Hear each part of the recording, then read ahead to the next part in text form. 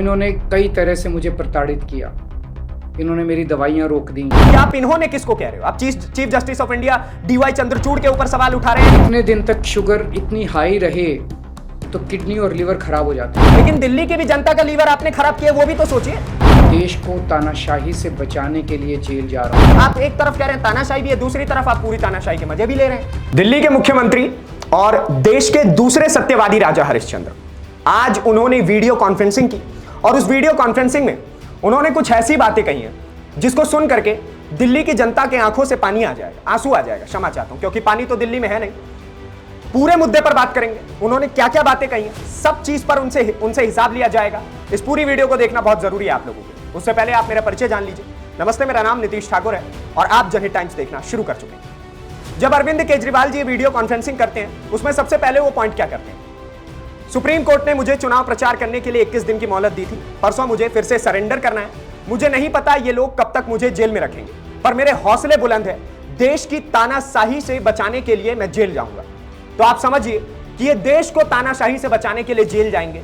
बाकी हकीकत में जब आप सुप्रीम कोर्ट और हाई कोर्ट के ड्राफ्ट्स पढ़ेंगे तो उसमें इनके ऊपर कोई ऐसा चार्ज नहीं लगा हुआ है कि ये बहुत बड़े फ्रीडम फाइटर है तो इसलिए इनको जेल में डाल दिया गया। फ्रीडम फाइटर नहीं है अरविंद केजरीवाल। इनके ऊपर देश में से, दिल्ली में से 100 करोड़ रुपए के घोटाले का इल्जाम लगा हुआ है, इसलिए जेल जा रहे हैं। और फ्रीडम फाइटर होना और 100 करोड़ रुपए का घोटाला होना, दोनों में बहुत बड़ा अंतर होता है। सबसे पहली चीज हमें यह समझना होगा। उसके बाद ये कहते हैं कि इन्होंने मुझे कई तरीके से तोड़ने और झुकाने की कोशिश की। इन्होंने कौन? अब आप एक छोटे से इंटरव्यू आप याद करिए। अरविंद केजरीवाल इंडिया टीवी के इंटरव्यू में कहते हैं कि भाई साहब, मैं सुप्रीम कोर्ट पर पूरा भरोसा करता हूं, मैं हर कोर्ट पर भरोसा करता हूं, district court, high court, supreme court. तो उनका जो न्याय होगा स्वाति मालीवाल केस में, मैं उसी को सराखों पर रखूंगा। और अब जब अपने केस की बारी आती है तो अरविंद केजरीवाल सारे कोर्ट की धज्जियां उड़ाते हैं और इनके ऊपर कोई कंटेम्प्ट ऑफ कोर्ट नहीं लगता है। तो सबसे पहली चीज तो अरविंद केजरीवाल से यह सवाल होना चाहिए कि आप इन्होंने किसको कह रहे हो? आप chief justice of India D Y Chandrachud के ऊपर सवाल उठा रहे हैं कि वो जो संविधान की ड्राफ्टिंग करते हैं वो गलत करते हैं, या फिर वो जो आपके ऊपर केस में ड्राफ्टिंग होती है, जो आपके ऊपर इल्जाम लगते हैं, जो बातें होती हैं, वो सब गलत होता है। सबसे पहली चीज तो यह सवाल होना चाहिए। और तोड़ने और झुकाने की कोशिश आपके साथ कैसे हो रही? आपने चोरी की, चलिए मान लेते हैं आपने नहीं भी की, तो वो तो कोर्ट बताएगा ना, आप बताएंगे ना मैं बताऊंगा।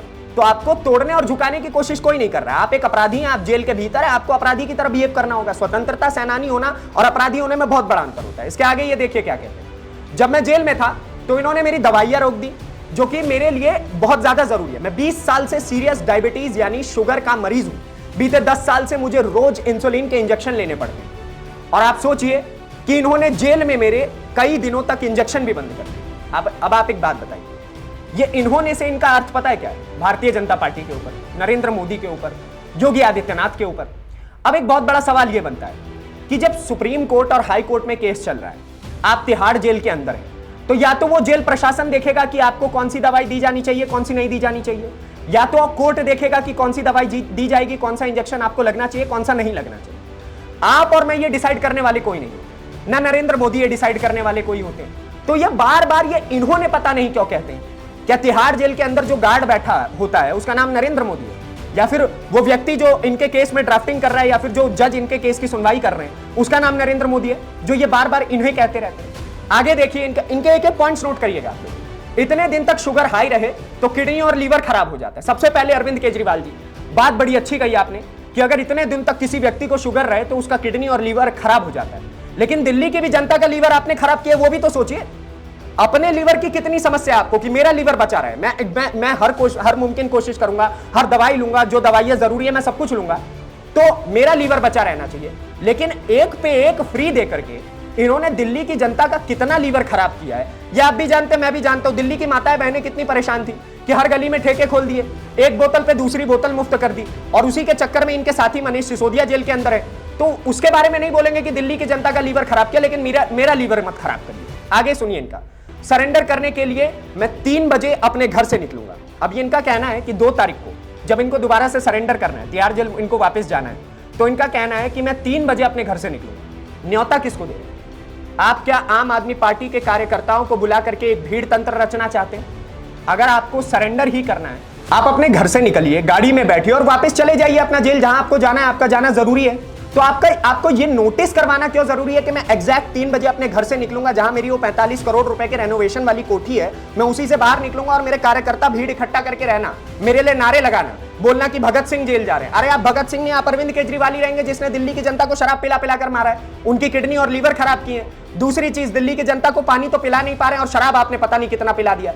आगे देखिए, ये कह रहे हैं दिल्ली की जनता को कि आप लोग ख्याल रखना, मुझे आपकी जेल में बहुत चिंता है। ओहो, मतलब आप समझिए, इनको अपने मेंबर ऑफ पार्लियामेंट, जो कि राज्यसभा की थी, जो महिला थी, उनके साथ इनका पर्सनल असिस्टेंट मारपीट करता है, उनका ख्याल नहीं। इनको राघव चड्ढा, जो बीमार हुआ पड़ा था और इनके ऊपर इतने केसेस लगे हुए थे, वो बेचारा इलाज करवा रहा था, उसके ऊपर कोई बात नहीं कर रहे थे। इनको अपने राघव चड्ढा के बारे में भी सोचने का समय नहीं है, ठीक है? उनके ख्याल के बारे में और उनके लिए भी चिंता नहीं करते हैं। उसके बाद अपनी पार्टी की तो चिंता साफे नहीं कर रहे हैं, क्योंकि सीट्स में तो सिमट ही चुकी है पार्टी।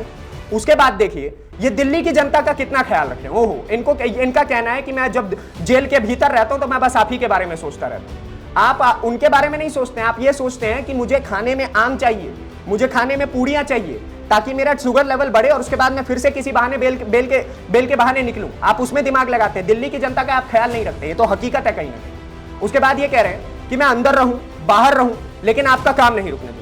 फ्री बिजली, पानी, मोहल्ला क्लिनिक, अस्पताल, स्कूल, एक पे एक फ्री, सॉरी मतलब अस्पताल, स्कूल, ये सारी चीजें आपको देंगे, एक पे एक फ्री। थोड़ा वो मैं फ्लो में बोल के चला गया। तो ये सारी चीजें दिल्ली की जनता के लिए एकदम उपलब्ध करवाएंगे, इन्होंने ये बात बोली।